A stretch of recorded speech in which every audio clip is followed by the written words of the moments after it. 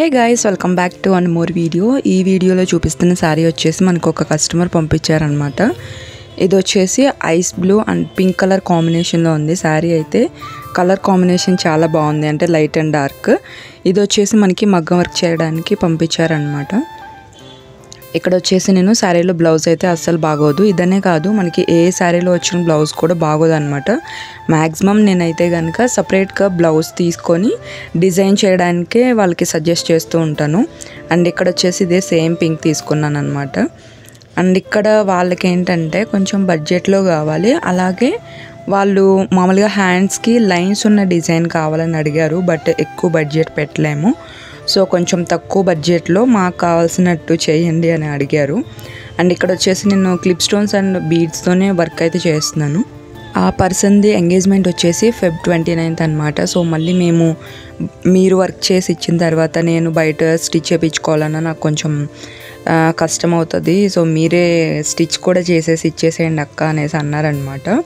ఇక్కడ ఫస్ట్ వచ్చేసి ఒక 2 లైన్స్ జెరీ థ్రెడ్తో చైన్ స్టిచ్ వేసాను. దాని తర్వాత షుగర్ బీడ్ లైన్, దాని తర్వాత ఒక 4 inches బంచ్ బీడ్స్ లైన్ వేసుకుని మళ్ళీ ఒక షుగర్ బీడ్ లైన్ అయితే స్టిచ్ చేసుకుంటున్నాను.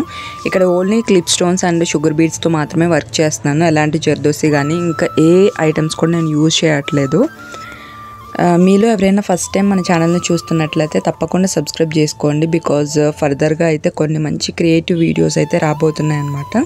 ఇక్కడ వచ్చేసి నేను గ్లూ అప్లై చేసేసుకొని 3mm క్లిప్ స్టోన్స్ రౌండ్వి అయితే యూజ్ చేస్తున్నాను.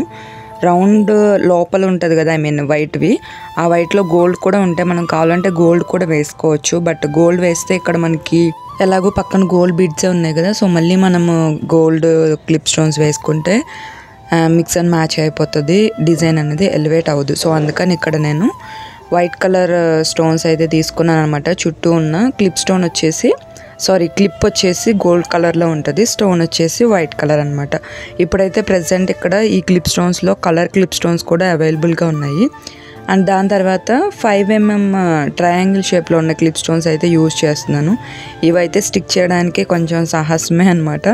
నార్మల్గా రౌండ్ అయితే కనుక జస్ట్ ఇట్లా లైన్గా గ్లూ అప్లై చేసేసి వేసేసుకోవచ్చు. ఇది అలా చేసామనుకోండి సైడ్స్కి కొంచెం గ్లూ అనేది పక్కకి వచ్చేస్తూ ఉంటుంది అనమాట. సో మ్యాక్సిమం ఇలాంటి క్లిప్ స్టోన్తో వర్క్ చేసినప్పుడైతే నేను మిడిల్లో ఇలా ఒక డ్రాప్ కుందన్ అనేది వేసేస్తాను అనమాట. బికాజ్ అక్కడ మిడిల్లో వచ్చిన గ్లూ బయటకు వచ్చింది కదా, సో ఆ బయటకు వచ్చిన గ్లూ అనేది కవర్ అయిపోతుంది. యాక్చువల్లీ వాళ్ళు చూపించిన బ్లౌజ్ డిజైన్లో వచ్చేసి నెక్ డిజైన్ చాలా సన్నగా ఉందన్నమాట. జస్ట్ ఓన్లీ 2 beads లైన్స్ వచ్చాయి అంతే. తనే కాబట్టి బ్రైడ్ మరీ సన్నగా ఉంటే బాగోదక్క, కొంచెం మీరే కవర్ చేయండి, కొంచెం గ్రాండ్గా కనిపించేలాగా చేయండి అన్నారు.